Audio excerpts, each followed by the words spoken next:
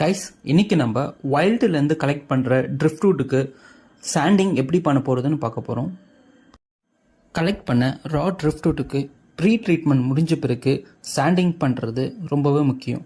Sanding பண்ணுறதுனால நம்மளோட ட்ரிஃப்ட்வுட்டுக்கு நிறைய டெக்ஸ்சரும் நல்ல ஷேப்ஸும் கிடைக்கும். சாண்டிங் பண்ணுறதுனால நம்மளோட ட்ரிஃப்ட்வுட்டுக்கு கலரும் லைஃபும் என்ஹான்ஸ் ஆகும். சாண்டிங் பண்ணுறதுனால நேச்சுரல் வுட் கிரெயின் பேட்டர்ன்ஸ் எல்லாம் பாப்பப் ஆகிறதுனால ட்ரிஃப்ட்வுட் பார்க்கவே வேறு லெவலில் இருக்குங்க.